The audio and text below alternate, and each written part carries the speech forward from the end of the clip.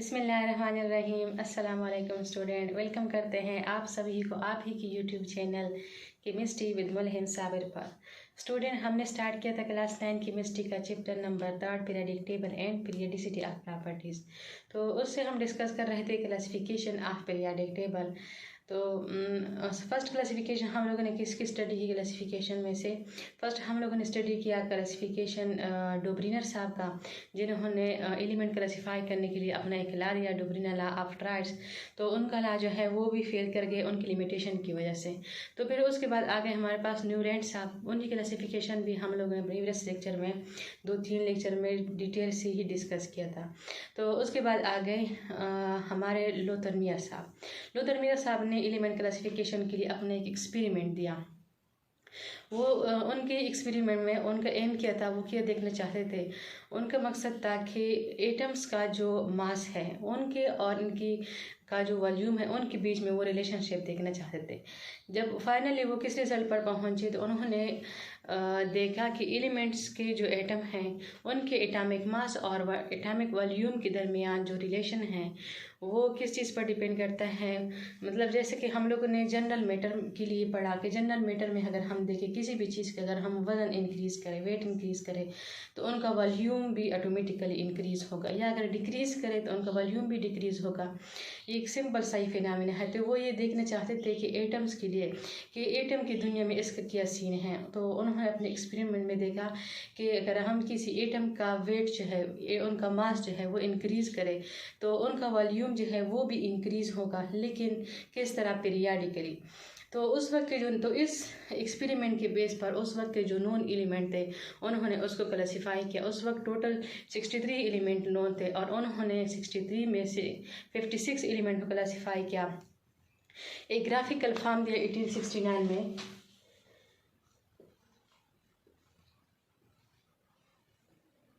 Student, हम लोग ने आज ये अनाउंस नहीं किया कि आज हम क्या पढ़ने वाले हैं। स्टूडेंट, रूटीन में जिस तरह हम डेली हर लेक्चर में एक न्यू क्लासिफिकेशन पढ़ते थे, आज के लेक्चर में हम कोई नई क्लासिफिकेशन नहीं पढ़ने वाले, बल्कि आज एक अफसोसनाक खबर के बारे में पढ़ने वाले हैं, जो कि किस ईयर में आया था? 1869 में। किसको और कहाँ से? देखते हैं।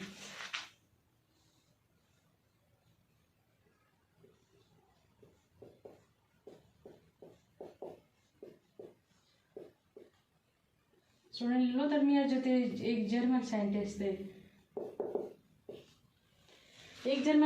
जिस तरह हमने प्रीवियस लेक्चर में डिटेल से डिस्कस किया था उनकी क्लासिफिकेशन, जो उन्होंने एक ग्राफिकल फॉर्म दिया एलिमेंट क्लासिफाई करने के लिए। एक ग्राफ में उन्होंने एलिमेंट की अरेंजमेंट की कि जिनकी उनकी प्रॉपर्टी, उनकी एटॉमिक वेट और एटॉमिक वॉल्यूम के बीच में जो उन्होंने रिलेशन देखा, उसके बेस पर उन्होंने एलिमेंट को अरेंज किया। एक ग्राफिकल फॉर्म में उन्होंने एलिमेंट को अरेंज किया कुछ इस तरह। लूथर मियर ने क्या कहा?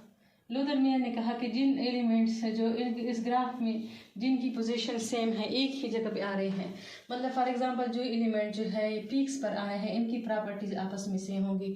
जैसे कि उन्होंने कहा कि पीक्स पर कौन आ रहे थे? उन्होंने किसका बताया कि अल्कली मेटल्स जो है, ग्रुप फर्स्ट के मेटल्स जो है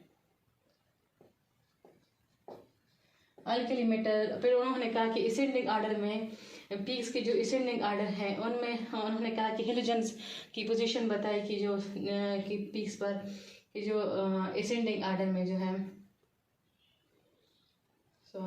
असेंडिंग ऑर्डर में जो उन्होंने बताया कि ये सारे जो है कौन है असेंडिंग ऑर्डर में, हेलोजेंस का उन्होंने बताया।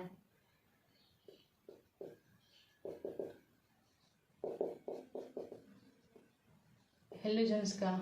और बॉटम में उन्होंने क्या कहा कि बॉटम पर कौन है? उन्होंने कहा कि जो डी ब्लैक एलिमेंट है, ट्रांजिशन मेटल्स और मेटालाइट जो है ये बॉटम में है, इनकी पोजीशन बताए।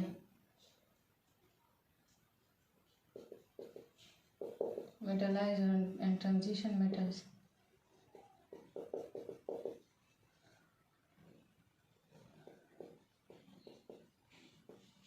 तो स्टूडेंट लोतरमियर साहब ये एक्सपेरिमेंट कर रहे थे, उन्होंने एलिमेंट की क्लासिफिकेशन भी की और 1869 में टोटल कितने एलिमेंट जो थे वो नॉन थे 63 एलिमेंट्स। और लोतरमियर साहब कितने एलिमेंट क्लासिफिकेशन कर गए, उन्होंने ग्राफ में कितनी एलिमेंट की पोजीशन बताई, 56 एलिमेंट की।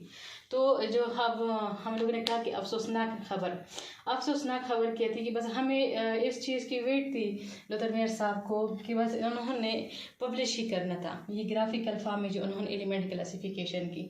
लेकिन 1869 में जो खबर आई, कहाँ से आई, कैसे, 1869 में एक रशियन केमिस्ट थे, नाम था उनका डिमित्री मेंडेलीव।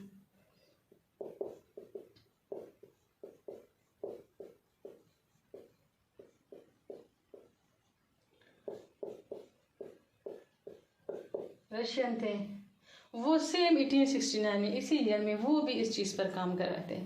लेकिन उनका जो पीरियोडिक टेबल है, उन्होंने जो एलिमेंट क्लासिफिकेशन की वो पब्लिश हुई उनकी क्लासिफिकेशन, और लोतरमियर साहब जो है उनकी पब्लिश नहीं हुई। रीज़न क्या थी, लोतरमियर साहब ने जो क्लासिफिकेशन किया आप लोग के सामने, उन्होंने ग्राफिकल फॉर्म दिया, ग्राफ के फॉर्म में एलिमेंट को अरेंज किया, जबकि जो जर्मन थे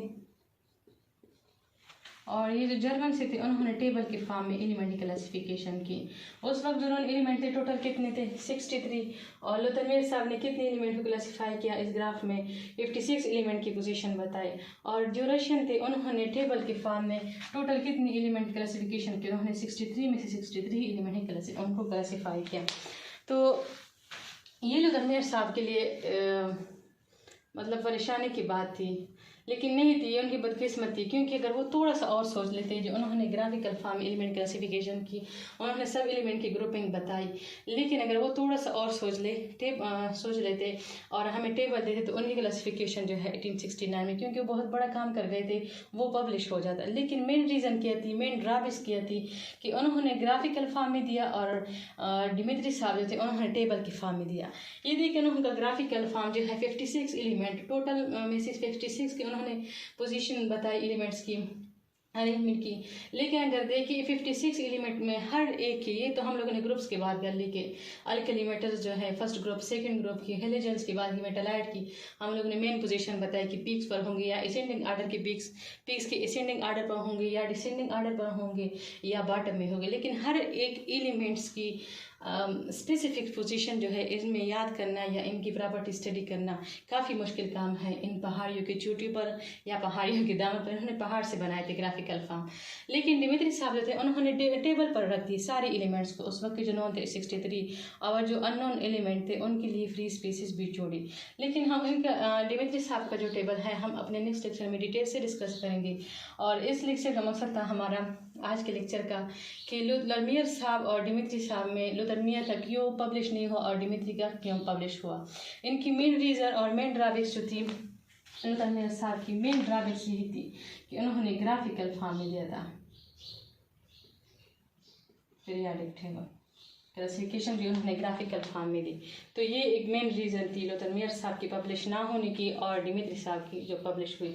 और डिमित्री का हम अपने नेक्स्ट लेक्चर में डिटेल से डिस्कस करेंगे। और आज के लेक्चर में अगर कोई डाउट है तो कमेंट सेक्शन में आप लोग पूछ सकते हैं।